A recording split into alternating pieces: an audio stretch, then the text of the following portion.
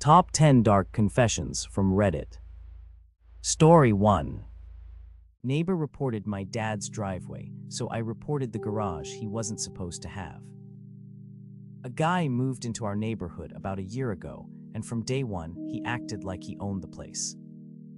He was always watching what everyone was doing and complaining about something. A few months ago, he reported my dad to the city because he claimed our driveway extension was built illegally. My dad was pretty stressed because he didn't want to deal with all that, but luckily, he still had all the permits from when it was done years ago. The inspector came out, looked at everything for maybe 10 minutes, and basically said everything was fine. That should have been the end of it. But this guy kept acting all smug after that, like he was just waiting to catch someone else. So one night I got curious and looked through the city's permit records online. I searched his address and couldn't find anything for the huge detached garage he built behind his house. Then I noticed from the property map that it looked way too close to the fence too.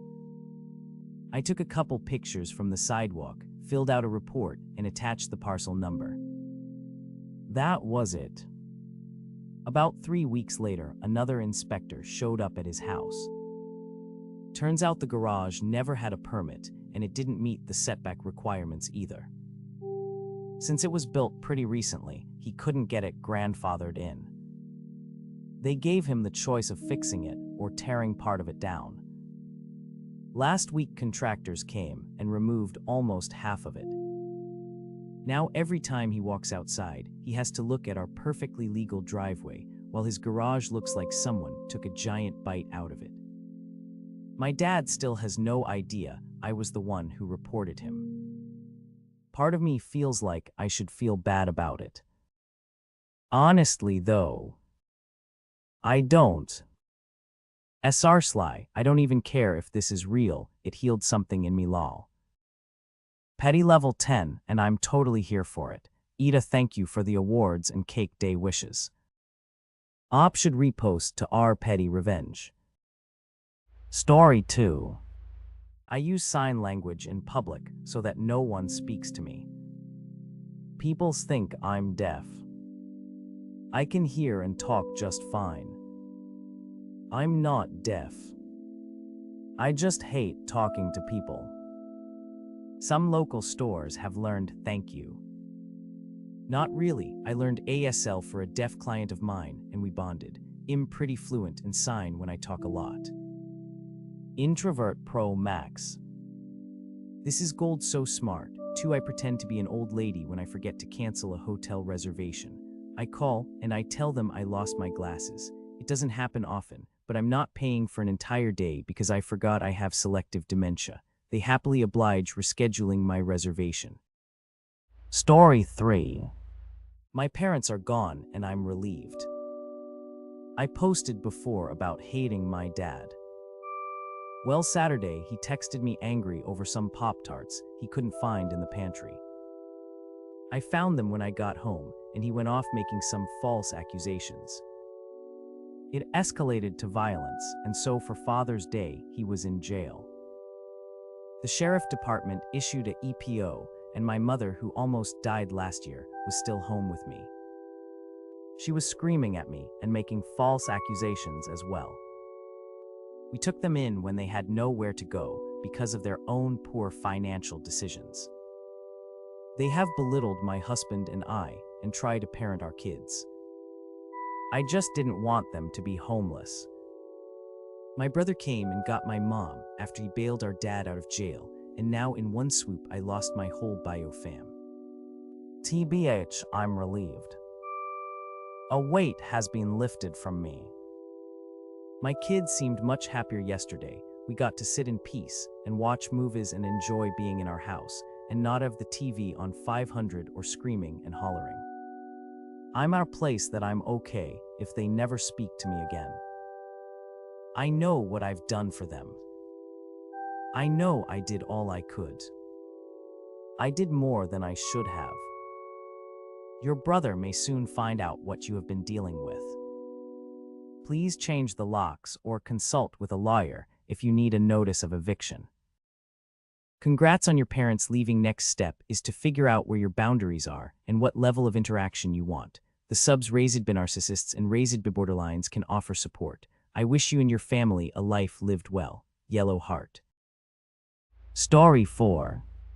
My friends are being greedy without knowing it while trying to sell their house, and it's making me irrationally angry. I have these friends, Sarah and Todd. They live in a subdivision in our city and bought just under 3 years ago. They recently looked at a home in a better area on a much larger block and put in an offer which was accepted for $1.3 million. They've had an inspection and reckon they'd need to do $200K worth of renovations.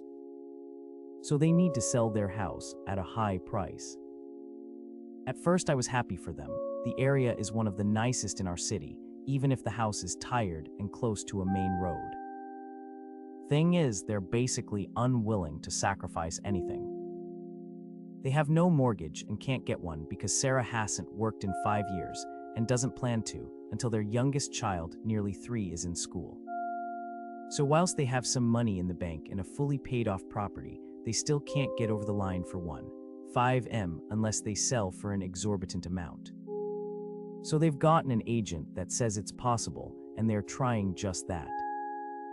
Their house is fine and tidy, but nothing special, and they're asking for offers around $1.3 million. Average for the area is $990K, with some pretty major outliers in the upper range. Completely unrealistic. To give an example, a house that is a similar footprint on a similar sized block of land just sold last month in that area for $1 million. The house is newer, has ducted air conditioning, a shed, a pool, and solar panels. Sarah and Todd's place has none of those things. Not only is their naivety pissing me off a bit, but they're saying they're really down about the fact that they've had no offers and the deal might fall through on the new place. Like, in this economy. People are struggling, and you're sitting there being sad that you can't have everything you want without some level of compromise. Sad that you couldn't rip someone off. They bought the place for $570K 3 years ago, FFS. You're already set to near double your money. What more can you want? They go on 2 overseas holidays a year on one income because of well-off family and even whinge about that half the time. Oh, the kids are upset they might not move to the new house. Say are both under 5 years old. Why are they involved at all? On that note, Todd's family have even offered to loan them several $100,000 that they wouldn't have to pay back until Sarah starts working again, but they don't want to take that. Am I meant to feel bad for them? This is vented to me, who came off my maternity leave as soon as it ran out for both of my children, has a mortgage, never goes on holidays. And I still consider my position to be very lucky. I just can't feign the devastation that they probably want from me. Focus on yourself. You need to distance yourself from this whole mess, not your circus, not your monkeys. It doesn't affect you in any way except in your opinion of your friends. If you don't like their morals, then begin to distance yourself from that friendship. I get it, you work hard and make do, but things seem to come easy to them, and they are not grateful for their position, but they won't get their asking price. Let them learn from the real-world experience. I have a whiny, spoiled friend. It got much worse as we aged. I just couldn't stand her entitlement. We drifted apart. Story 5. Told my therapist about one thing from my childhood, and she reacted as if it was extremely fucked up. In short, we had a therapy session today where we talked about some of my traumas, and I mentioned that when I was 13, my mom told me to save my virginity so I could sell it once I turned 18. I always knew it was weird, but I kind of brushed it off. I mean, come on, I knew my mom was a bit crazy. When I finished talking, my therapist looked at me and said, "I'm so sorry." No mother should ever say something like that to her daughter. And that made me stop and think, how fucked up is it that this was just a normal childhood story to me. Now I'm sitting here feeling fucking sad because I'm starting to realize that things were probably much worse than I ever let myself believe. Also brought up how my gynecologist told my grandmother that I had slept with my boyfriend, and my grandmother refused to speak to me afterward because I had supposedly shamed her, in front of everyone. The wildest part. That gynecologist literally came to my grandmother's house just to tell her. I still remember how completely heartbroken I was. That second story is worse than the first. Like others have said before, what your gynecologist has done is likely a crime. A big chunk of the point of therapy is to get a measure of what's normal, acceptable, or not, and so slowly help you see why some of your patterns are what they are. As a child, you have no way to know what's healthy and what's fucked up, and so it colors your experience, and you're unpicking with a neutral observerly. Honestly, sounds like it's going well, turning over stones in your psyche and seeing what's underneath so you can know yourself. When my sister was 13, our mom would allow her to go into the city by herself to meet older guys she would talk to online. The advice she gave her was, if you're given any drugs, bring them home and share them with me. I have a 13-year-old daughter now, and I'm horrified at the choices my mom made back then. Story 6. The most dangerous affair starts long before anything physical happens. I'm 28F and married. I used to think cheating started with a kiss, a date, or sleeping with someone else. Now I think it starts much earlier.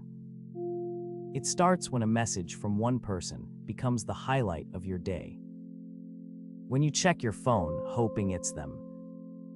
When a simple compliment stays in your mind for hours, when you tell yourself it's harmless because nothing physical has happened. That's exactly what happened to me. Nothing inappropriate was ever said. Nothing physical ever happened. But I found myself craving the attention, the excitement, and the feeling of being seen by someone new. The scary part wasn't what I did. The scary part was realizing how much I wanted to keep feeling that way. Eventually, I cut off contact because I knew where it could lead if I didn't. My husband has no idea that any of this happened. I still love him. I still choose him every day, but that experience taught me something uncomfortable. Sometimes the biggest threat to a relationship isn't another person, it's how easy it is to become addicted to a feeling. Emotional cheating doesn't begin with a kiss, it begins when someone else becomes your first choice instead of your partner. Walking away before crossing that line takes a level of honesty a lot of people never reach. Stop getting married in your 20s, people, please. Honestly, the part that stands out is you stopped yourself. A lot of people don't catch it that early. Story 7. I keep doing this when I go to pizza restaurants, and I don't know why. So my absolute favorite food is pizza. Absolutely love it. But if I go to a place to get slices, I deliberately get the final slice of pizza, no matter the type of pizza, and eat it so no one else has it. So for example, if a place has meat lovers, cheese, sausage, and pepperoni visibly available, and they only have one slice of pepperoni left, I'll get the last slice of pepperoni on purpose so no one gets it. I don't know why I started this, I just do this to be petty. It's not the most wild confession on here. But I do low-key feel a little bit bad, not enough to stop though edit, since a lot of people have been commenting this. One even called me stupid. How rude of you, good sir, ma'am. I know they make a fresh batch, but it usually takes 10-20 minutes, obviously depending how packed they are. But that's not the point. The point is to make the people behind me be mildly inconvenienced for a bit. While I do like freshly baked pizza, in my eyes, pizza is pizza, whether it's freshly made or been out for 20 minutes. And let's not act like the pizza has been out for hours. If it's a relatively popular pizza place, then the pizza would be gone within an hour or so. I'm just here to be petty and make someone mildly annoyed, which looks like I did get someone mad in the comments, lol. As someone who worked in gas station with pizza slices like that, you're actually reducing a lot of food waste. Most people refuse to take the last slice. They'll even ask if we're making more BC, they don't want the last slice. Good for you. Don't they just make a new pizza? You're basically eating the oldest piece of pizza for no reason. NGL, if enough people think like you, OP's whole villain arc completely falls apart. Face with tears of joy. Story 8. I stayed still and quiet in a handicapped restroom while a blind man was urinating in my new office. Important information, no. One, I recently started a new job at a tech company and am still unfamiliar with the building. No. 2, there is a blind man who works there. He's completely blind and cannot see at all. No. 3, I met him during my first week and we had coffee in the kitchen. He's a great guy and I feel awful about what happened. No. 4, he sat down. I went into a restroom on the ground floor that I hadn't used before. It's in an area with bike storage that opens onto the street for people who bike to work. The restroom is different from all the others because it's essentially a very large wet room with an open shower area in one corner and a single toilet on the opposite wall without a stall. I sat on the toilet and looked around the room. The square shower head looked like it was pointing upwards or something. I couldn't figure it out and it was bothering me. So after I flushed and washed my hands, I checked it out. As soon as I got over there, the door opened. I must have forgotten to lock it. My blind colleague entered. I froze immediately. I didn't move, make a sound, or do anything. I just stood still while he was peeing in front of me. I was barely breathing. Then he left. I left 10 minutes later. During that time, I realized that this was the handicap washroom, which also serves as the shower room for people who cycle to the office. No. 5, the large square shower head was turned almost completely upside down. I guess it was recently cleaned and not turned back correctly. He probably sensed you and also didn't say anything. Hope you weren't wearing distinctive cologne deodorant. He might be able to identify you by smell lol. Wholly misplaced modifier. I call bullshit on the coin thing Simon. Story 9. I've never been this frustrated with my culture. I come from India. I'm currently an international student in Europe. As such, whenever I need anything to cook traditional food, my go-to store is this small nearby store run by people from India. It was a cool store, and in the beginning, I loved going there. You had a community, and the guy who runs the store was nice.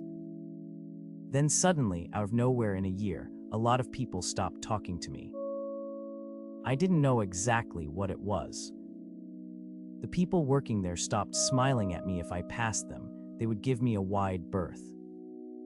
Even the dude who ran the store stopped talking to me, avoiding touching me when handing me things, attending to me last if I had a question, even though I came before, answering questions like he was doing me a favor. The whole thing was very, very subtle, but at the same time odd. To make it weirder, I had like 2 people who worked in the store who went out of their way to be sweet to me. Like compensating for everything sweet. If the cashier tossed stuff in my direction once ringing it up, the dude would come to neatly put stuff in the bag. It was a bit odd. Well, the day before yesterday, I went to the store to buy some things. There was a lady there who seemed to be talking to the cashier. They were talking about his family back in Rajasthan, his reasons for moving to this city, and most importantly, his caste. Anyways, long story short, they were discussing how important it